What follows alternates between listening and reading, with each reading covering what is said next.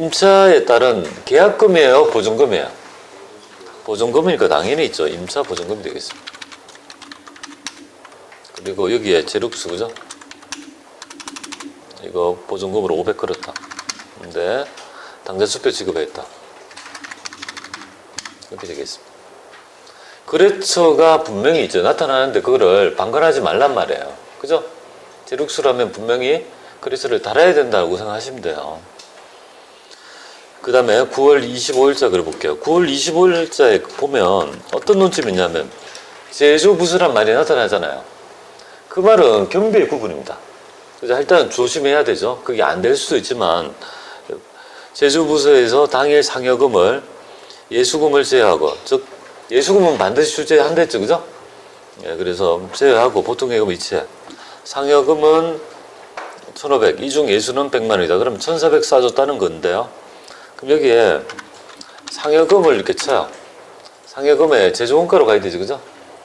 그래서 1,500. 그런데 예수금 얼마 띄는 거야? 100만 원 띄고 나머지는 보통예금 쏴줬다 이거지 않습니까? 여기에서 거래처를 달 이유가 없죠, 그죠?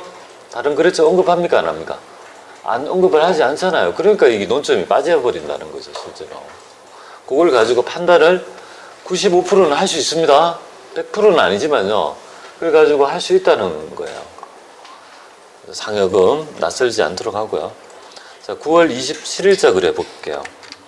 자, 일기 확정 신고에 대한 부가가치세 있죠. 145454860, 뭐 납부 불성실 가산세 포함이라고 돼 있죠. 잘 모르겠지만 일단 가산세가 있다. 근데 보통 예금에서 납부하다 이렇게 돼 있죠, 그죠? 그러면 이 금액이 보면 6월 30일자에 부가가치세 미지급 세금은요 142749, 여기에 가산세 늦게 내가지고 가산세가 붙었다 이 말이죠. 그럼 가산세는 판관비로 해라 이거죠. 그러면 이거는 뭐 보통 예금부터 할게요. 14548 060, 그죠? 이거 돈 냈다, 그죠? 그런데 내가 돈 내는 것 중에서 미지급 세금이 뭐야? 얼마 있는 거야? 14274 이렇게 되는 거고, 나머지는 우리가 세금과 분과 중에서 뭘로 하라? 판관비, 그죠? 그죠?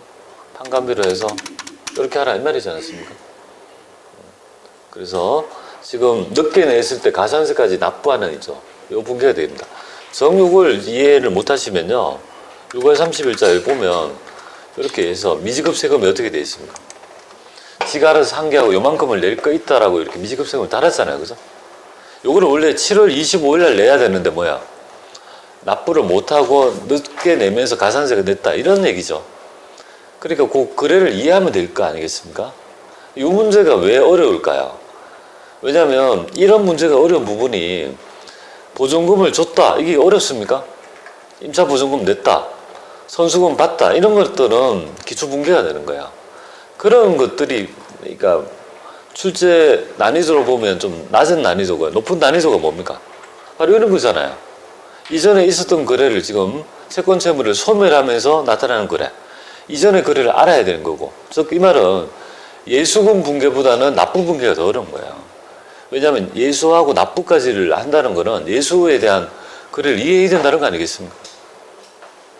그래서 이제 그런 것들이 이제 거래를 잘 읽어내시면 될 것 같습니다.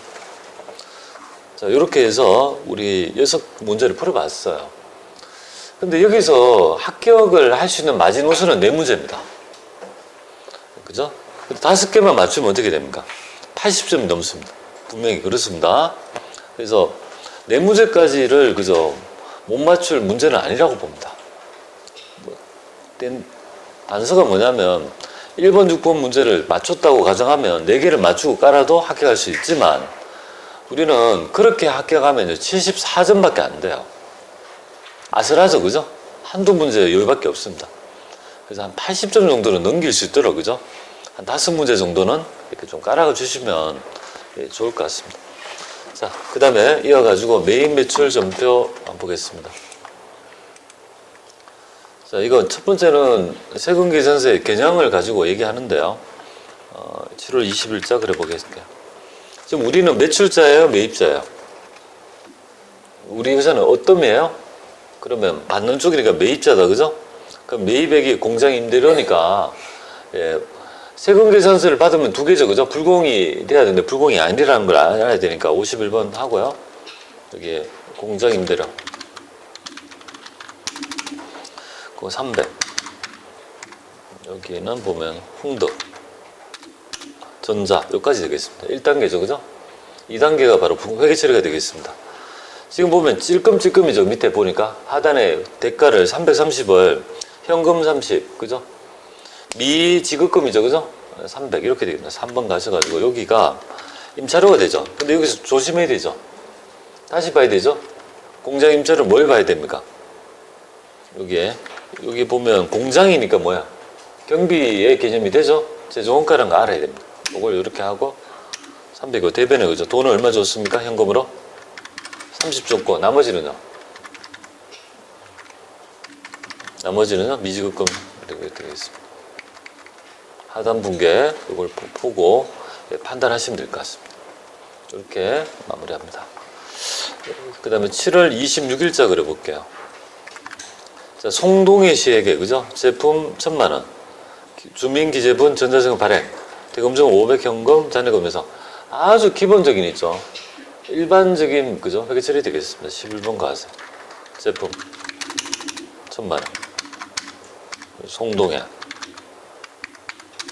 전자, 분계는요 3번 해서 물건 팔았다 돈 어떻게 받느냐 보니까 현금으로 얼마? 500 받고요. 나머지는요 예상 매출입니다. 그죠? 이렇게 보시면 되겠습니다.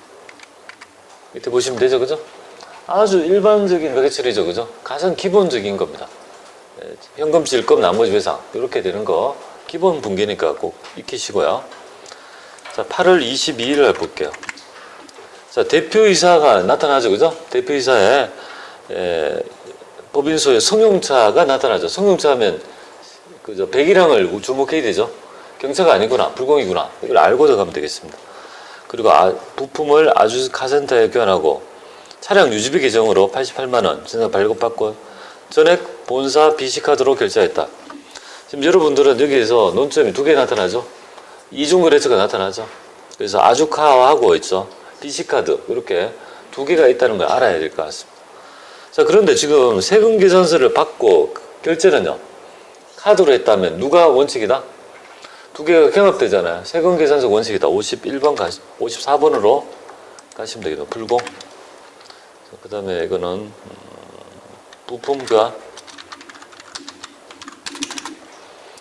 그래서 80만원 이렇게 하고요. 그건 아주카 이렇게 하고 전자 1번 하고 분계는요. 불공제는 이렇게 하고 분계는 4번으로 가시면 되겠습니다. 그죠? 4번으로 가셔가지고 여기를 뭘로 합니까? 차량 유지비로 하는데 여기서 차량 유지비도 한번 확인해 봐야 되죠. 판관비인지를 보고 판단해 봐야 돼요. 그럼 어떻게 됩니까? 판관비죠, 형. 그러니까 이렇게 하고 이렇게 할 때 여기서 뭔가 이상하다고 느껴야 되죠. 어떤 거? 이 미지급금은요 아주카가 아니고 뭡니까? BC카드다, 그죠? BC카드라는 걸 알아야 됩니다. 요거를 고쳐줄 수 있는 있죠. 부분이 필요합니다. 아시겠죠? 이렇게 해서 이중거래처 논점을까지 있죠. 여러분들은 아셔야 될 것 같습니다. 자, 그 다음에 8월 31일자 그려볼게요. 전진기업으로부터 내국신용장에 의해서 원재료를 3천, 영세월 전자세금 발급받고 찔끔찔끔이네요. 아주 이것도 기본적인 분기입니다. 52번 영세 원재료 이 금액 3천, 전진, 전자 분계는요 3번 원재료인데 돈을 어떻게 줬냐 이거잖아요. 50%는요 어음으로 지급하고 이렇게 돼 있으니까요. 지급어음이 1,500이고 나머지는요 보통예금에서 2차 이당 이렇게 되겠습니다. 그죠? 밑에 하단 분계 어렵지 않습니다. 기본적인 겁니다. 기본적인. 굉장히 기본적인 분계 많이 있습니다. 기본 한 4문제는 기본 분계를 깔아주니까 합격률이 높았던 것 같습니다. 9월 23일자 그려볼게요. 영업직이라고 나왔죠, 그죠? 그럼 경비가 나타날 거 매입거래가 될 겁니다. 특강료, 농림본부로부터 특강료 받고 계산서, 면세 매입이라는 걸 이해하고요. 선급금으로 회계 처리되어 있던 계약금을 그쵸? 그럼 선급금 빠지고 나머지 거 했다는 거니까요. 53분 면세 교육을 그래서 200 그다음에 여기는 농률 전자는 넘어가고요. 분계는 3번 해서 여기 바로 교육훈련비가 되잖아요. 그죠? 그런데 이걸 딱 보고 판관비로 가야 되죠. 그죠? 이렇게 해서 200이다. 돈 어떻게 주냐 이거잖아요. 근데 돈을 어떻게 주냐니까 미리 지금 지급한 이 금액이 얼마 있습니까? 계약금이 있고 나머지는요. 이거는 현금으로 줬다니까 이렇게 되면 되겠습니다. 그 자연스럽게 선급금이 빠질 수 있는 거 이걸 여러분들은 알아야 될 것 같습니다. 어떤 경비가 발생하거나 매입하면 선급금은 없어지는 거죠. 그죠? 이렇게 보시면 되겠고요. 그럼 9월 28일자 그래 봅니다. 비사업자인 최미리에게 제품 55 공급 대가 공급 대금은 현금으로 받고 거래 명세표 발급했다. 거래처는 입력하지 마라. 이거는 뭐가 될까요? 현금 영수증 받은 거예요. 그냥 거래 명세표 현금 영수증을 발급한 게 아니죠. 그럼 이건 뭐가 됩니까? 현금 매출인 즉 유형구분 조항 건배열이 되겠습니다. 그죠? 소매 매출. 그리고 요거는 55만 나뉘게 될 거고 미리 뭐야? 아 거래처는 입력하지 말라고요? 참 웃긴다. 이야기 하라 하면 되지. 자, 그 다음에 대금은 현금으로 받고 이렇게 돼 있죠. 1번 올 현금. 그러면 요거는 나머지 거 할 필요가 없습니다. 엄밀히 따지면 우리가 해야 되죠. 그죠? 근데 단서가 있으면 하지 말고 하시면 되겠습니다. 여기서는 유형을 잘 구분해야 되죠. 그래서 그것만 잘 구분하시면 하단 분계는 어렵지 않습니다. 자, 지금 제가 했던 부분에 대해서 지금 빠져있는 부분이 타개장대지 없죠.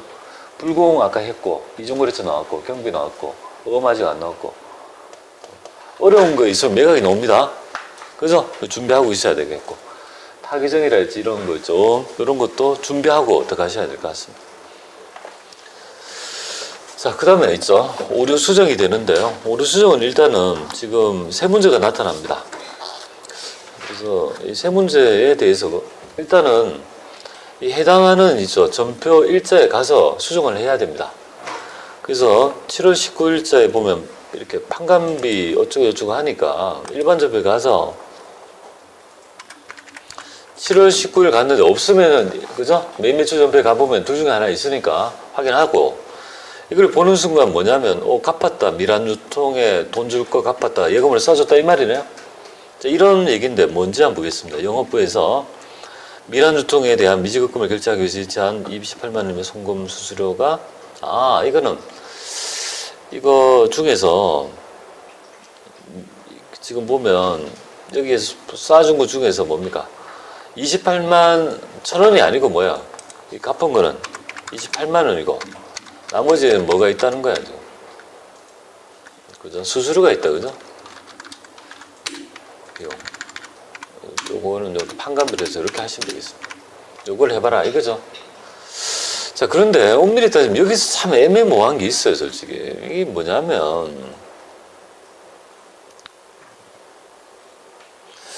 그러네요. 제가 지금 논점을 얘기를 딱 하려고 했는데, 송금 수수료는 판관비로 처리라고 되어 있네요. 지금 단서를 줬네요. 그러니까 애매모호할 것 같으니까 이제 지금 이렇게 아예 단서를 줘서 복수 한마디 하려니까, 그죠? 못하게 하네요. 안 넘어갈게요. 자, 8월 15일 날 보니까 밭도 포함 이런 말이 있으니까요.